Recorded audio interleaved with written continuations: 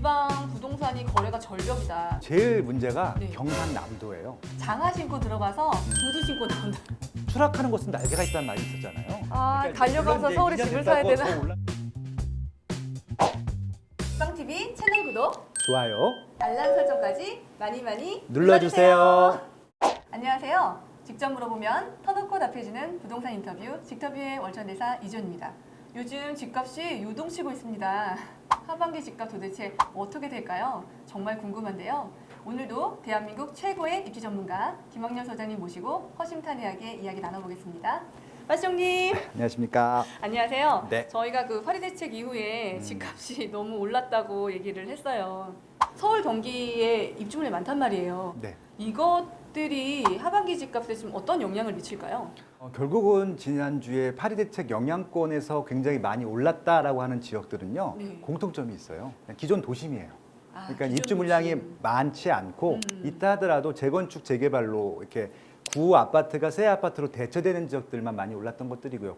네. 이렇게 물량이 많은 데들은 많이 오르진 않았어요. 오히려 조정을 받는 데도 있고 심지어는 미분양 관리 지역으로서 허구에서 좀 이렇게 관리를 받는 지역들도 있고 그래요. 저는 이제 서울 수도권 중에서도 경기 남부권, 그러니까 서울의 남쪽에 있는 택지개발 지구에 물량들이 많이 공급된 지역들이 있어요. 예, 그런 지역들 아마 좀 걱정하실 분들이 있을 것 같아서 그 지역 얘기를 좀 해드리면 좋을 것 같아요. 안산, 평택, 화성, 아까 말씀하신 시흥, 용인 예, 이런 지역들 다. 한숲시티. 예, 지금도 미분양 한숲이에요. 한숨이 아니라. 네. 아, 저 정확히 발음했어요. 한숲시티.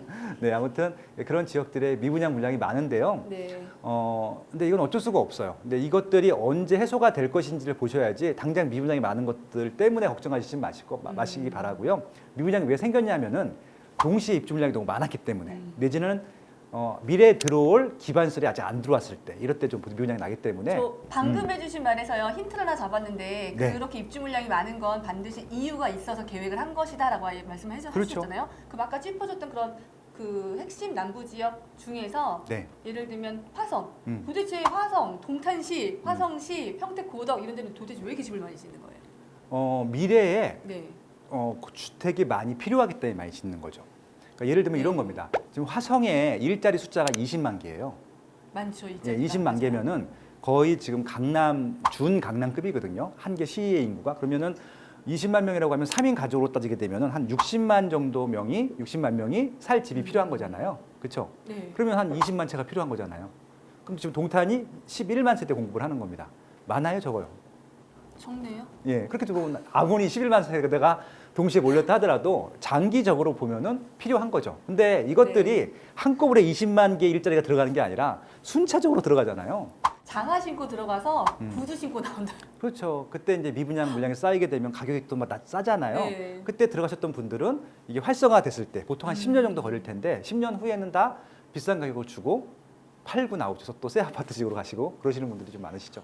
이왕 그렇게 좀 미분양 물량이 많은 지역 들어가실 때는 제일 좋은 거 하세요. 그럼 됩니다. 제일 좋은 거. 예, 그렇게 해서 아마 입지마다 네. 가격이 좀 다르고 일단 수요도 다를 테지만 이렇게 미분양 물량이 많다라고 해서 걱정하지 마시고 좋은 지역들은 그때 들어가셔도 좋다 그런 말씀드리고 싶습니다. 그러면 도시가 완성될 장기 비전에 그런 호재 일자리가 충원될 그 사이즈, 개발 계획이라든가 철도망 같은 걸 철저히 분석하고 5년에서 10년을 내다보는 이제 그런 마음으로 결정을 그렇죠. 하겠네요. 네. 그다음에 또 궁금한 게요. 아까 잠깐 언급이 됐었는데 지방에는 또 미분양도 많고요. 지방 부동산이 거래가 절벽이다. 그러니까 지금 광주하고 대구하고 이런 되면 나홀로 지금 상승기를 걷고 있고요. 네. 나머지 지방은 지금 굉장히 힘들어요. 지금 제일 문제가 네. 경상남도예요. 창원, 김해, 양산, 울산, 거제, 그래서 심지어 지금 부산도 그래. 부산도 입주 물량이 지금 일시적으로 네, 몰려있죠. 그래서 지금 거기 같은 경우는 지금 서울은 그러니까 매매를 하고 싶어도 물량이 없어서 거래가 안 되는 거고 거기는 물량이 너무 많아서 거래가 안 되는 거예요. 또 달라요 시장이. 지금 아까 언급했던 창원, 울산, 거제. 거제, 그다음 이제 부산의 일부 이런 곳들은 향후 어떻게 될지 좀 많이 걱정이 돼요. 그러니까 이것은 시장의 힘이지 뭐 규제라든지 특별한 투기꾼들의 그런 전략이 아니에요. 그러니까 이제 부산 같은 경우는 정확하게 2009년도부터 오르기 시작했거든요. 맞아요. 저 더 먼저 2009년도부터 2016년 상반기까지 한 번도 안 쉬고 올랐단 말이에요. 그럼 거의 7년? 예, 그러면 조정을 받아야죠.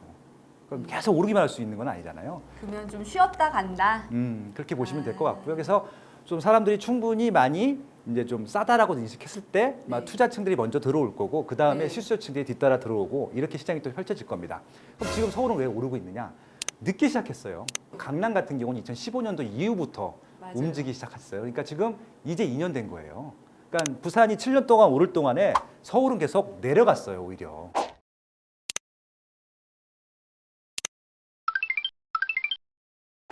이 얘기를 들으니까 음. 이제 2년 됐다란 얘기.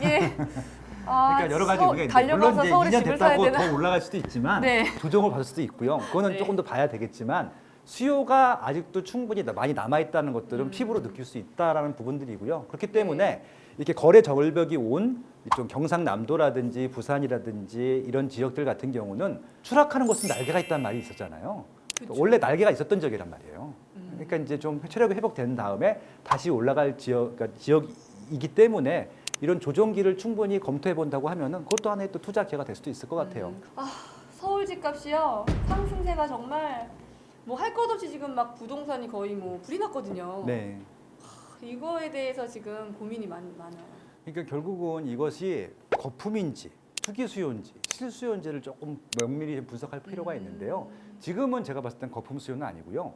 강남에 계신 분들이 일단 본인 거 하나 확실하게 챙겨놓으신 다음에 자녀분들 걸 해주시려고 하는 것 같아요. 부모가 두 채 갖고 있었으면은 다주택자적인 부담되잖아요. 그래서 자녀한테 증여를 함으로써 일주택자가 되는 것들이고 자녀는 실거주 목적으로 집을 한채 사는 거예요. 그냥 이거는 뭐 불법적이나 탈법적인 거래가 아니라 세금을 다 내고 이러는 정상적인 거래거든요. 그러니까 이거는 규제 정책과 전혀 무관한 상품인 거예요. 그러니까 이런 수요가 강남에만 지금 한 집에 자녀가 2명 있으면은 한 집에서 수요가 3개가 생기는 거잖아요. 외부에서 들어갈 여지도 없단 말이에요. 그러니까 이것들이 한도가 계속 진행이 되다 보니까 강남은 계속 오를 수밖에 없는 것들.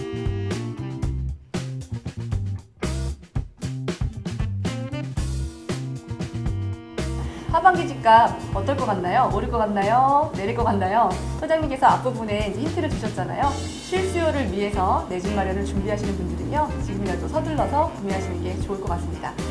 부동산에 관한 질문은 무엇이든지 좋습니다. 댓글창에 있는 설문 링크로 질문을 많이 보내주시면요, 저희가 검토해보고 성심성의껏 답변할 수 있도록 하겠습니다. 오늘도 감사합니다.